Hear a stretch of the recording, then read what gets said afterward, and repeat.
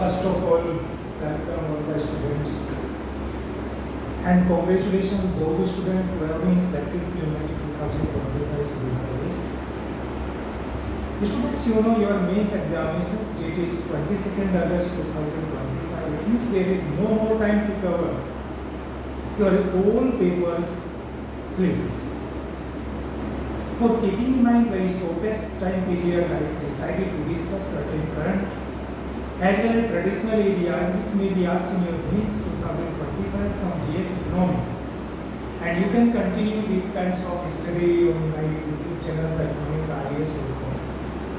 The Economic IAS will provide you the expected questions, their structure, how to write these questions within time and word limit. As you know, in paper 3rd, there are the 3 topics covered by UPSC: G.Seconomy, Geography, and Science and Technology. My concern is completely focused on G.Seconomy, which is covered at least 1/3 portions and sometimes 100 marks questions in your 3rd paper. That is 250 marks questions, but it will carry down about 100 questions from G.Seconomy. As you know, economy can be classified into 2 parts, that is traditional and current pandemic economy. If you go through the different subject area, as I classify the complete Indian economy in 10 parts, 7 traditional parts like national income, social economy, industry, agriculture, foreign sector, planning, etc. And rest of the 3 major sectors are emerging new areas like infrastructure development, investment in infrastructure, care economy, as well as the information technology sector of the economy. As you know, the syllabus of Indian economy is vast and can't be covered within the shortest time period, but if you focus on the expected questions, you can cover it very shortest time period, very limited time period, and you can do best your paper and can maximum marks achieve your mains examinations. For the purpose, I targeted certain questions I will discuss with you, with the structure of the questions, with the word limit of the questions, with the time limit. As you know, there are the total 20 questions in each paper, first, second, third, and fourth. And these 20 questions in third paper, if you classify, you can categorize in 2 categories. First 10 questions carry 15 marks, 10 marks each, and 150 words each questions you have to write. Rest of the 10 questions you have to write within 250 words each questions, and each questions carry 15 marks. It means if you classify this total and divide this total words round about 4,000 by 180 minutes, you will see that you have to cover at least 23 words within 1 minute. It means if you cover your first 10 questions, at least 7 minutes per question means 70 minutes you will give to your first 10 questions, and rest of the 10 questions you will give 11 minutes each questions. You will cover around about 110 minutes to cover rest of the 10 questions. Now you are clear. Time classifications, word classifications, and you can do that one very easily if you structure your answer first before writing. And prior to do this exercise, first of all, you have to select now only the important area of the particular topic. It may be Indian economic, geography, science, tech, history, etc. If you do that exercise prior to start your study for the mains 22 August 2025, then you can do very easily and you will not leave a single questions in your mains exams. Student, keep in mind, if you cover all your 20 questions in each paper, you will get selection in your mains examination, and if you are not complete your paper, definitely you are the loser. If you like to go the highest rank in your civil service mains examinations, then keep in your mind first of all the word limit, time limit, better structure, better writing of the answer. It can be cover only a long time practices, but time is short. That is why I am giving certain tips in which you can cover your general study G.Seconomy paper within the shortest time. If I take only one topic each day, you will cover this Indian economy within 10 days, within 10. 10 hours is more, only within 5. If I say first topic, that is national income, a number of questions is expected from national income in main examination in 2025. And first question, second question, third question, fourth question, fifth question. I will discuss this one here, day by day, one by one questions.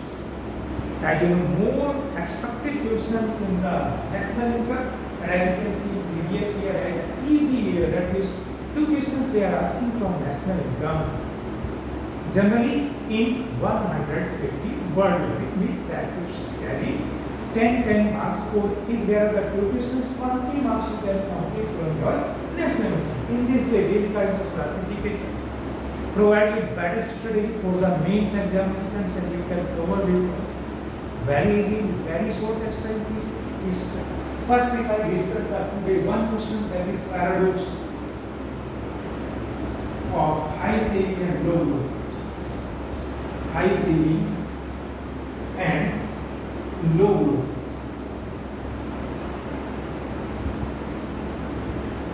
As I discussed and I will told you, these kinds of videos are only for those students who are very serious, who are very clear about the fundamental economics, basic concept, basic theory. They can do very easily. Otherwise, this lecture is the wasting of time for those students who are not aware about the Indian economy, who are not clear about that. And these kinds of students first study the Indian economy, the nature of Indian economy. You have to integrate the different topics, because UPSC is not asking you exclusively a topic separately. They are asking integrated questions. Sometimes that kinds of questions can cover the other areas of the general study. It may be geography, science, tech, quality, etc. Means they are asking interdisciplinary questions, but some questions are exclusively based on Indian economy, which is my concern here. I will also discuss the integrated questions of the Indian economy. Students, these questions can be asked multiple. I gave you the hints how the UPSC can ask these questions, and these questions will be asked within 150 words, and you have to write down within 70 minutes these questions. What may be the format of these questions? There are the one determinant of growth rate of our GDP is saving. What is the other determinant? And recent part, what is the nature and structure, and what are the changes taking place in the second determinants of our GDP growth rate? That is the change in the questions. Similarly, they are asking during last 10 years, the savings of household sector are increasing, but changing structure of household sector savings are more responsible for low growth despite high saving rate in our economy. And they can also ask the question, same questions will be there, but the structure will be different, answer will be different. That is why student, if you clear the base of these questions, and base of these questions is the paradox of high saving and low growth rate. They can ask in multiple way, and you have to give the answer in multiple way. How you can do? First, think about the questions what the UPSC are asking, and you can invest 1 minute for the understanding what is the actual this question is asking. Within 1 minute, you have to create the structure of these questions. What will be the structure of these questions asked? You have to form it in your brain, in your last paper of that topic. You can create the questions. After that, you have to write these questions within 6 minutes. Means 150 words you have to write down. 6 minutes you have to write down 50 words each minute on each minute. That kinds of speed of brain of thinking, that kinds of speed of your writing. If you do that one, then definitely you can get the highest position in the place.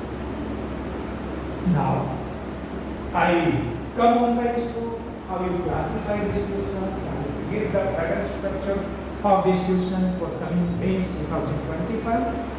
That is, first of all, you think sharply that it will carry three areas. Number first, second, and third.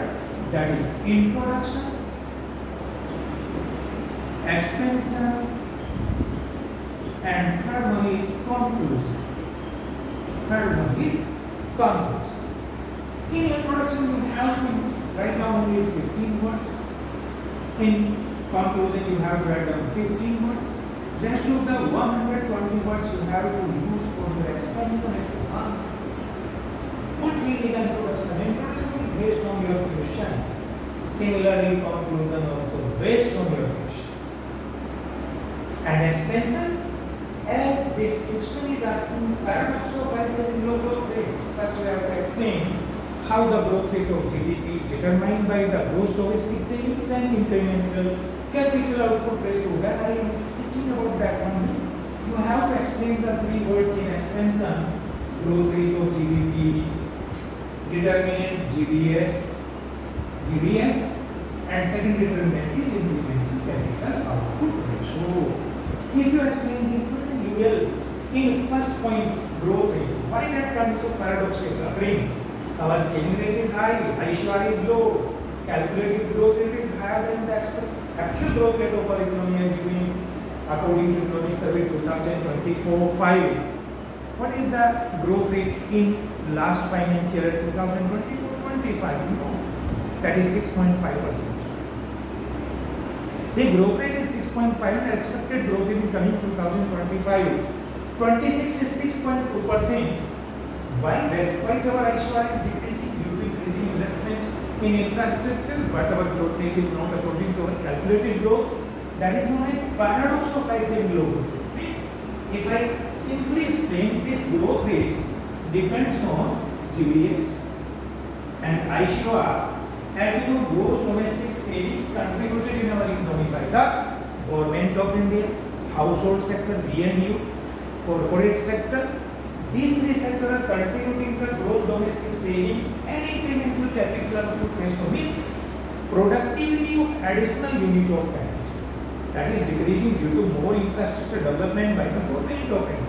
All kinds of infrastructure invested by the government. It may be road, it may be railway, it may be waterways, it may be airways, it may be sanitation, health, education, it may be digital infrastructure. Every year government are doing best. That is why the productivity per unit of capital in India is increasing, but we are not getting the quality, but we are not getting the high growth rate due to multiple factors which we have to explain. That is like high inflation because of international environment is not good. With the technical issue, you have to explain with practical aspects of these questions. In this way, if you introduce 15 words, conclusion 15 words by taking help of this expansion, which here you have to explain what is the paradox, means how the growth rate is determined, two factor gross domestic savings and incremental capital output ratio. If ICR is 3:1 and GDS is say 28%, 28 upon 3, what will be the data? 28 upon 9. Something plus would be the growth rate, but actual growth rate is 6.5%. This is actual, this is calculated. Calculated is higher than actual. This is known as paradox. So high saving low growth rate. Now we will explain what is this paradox is occurring. You can explain the 3 points under this paradox. Number first, high inflation during previous years. As you know, present inflation is under controllable limit. Latest data given by Hindu today. You can see the growth inflation rate is this is consumer price index is 2.5%, lowest inflation rate in May 2025. Primarily, inflation rate is very high due to food article prices very high. Fluctuations in supplies and constraints is responsible in previous year due to different kinds of war-like situations and war between different countries. As you know, there is no need to explain and no need to write down that. Only one word you have to write down. International environment is not favorable due to different kinds of disturbances and supply side disruption in the system that is responsible for that kinds of low growth with high saving growth, paradox of high saving low growth. That creates the inflation. Second determinant is inflation. And third determinants, despite government are increasing investment in infrastructure, but infrastructure deficiency is responsible for our high ICR in comparison to development. This high ICR responsible for this that kinds of paradox. Now you are clear, student. If you think in this way, only one question I will discuss here.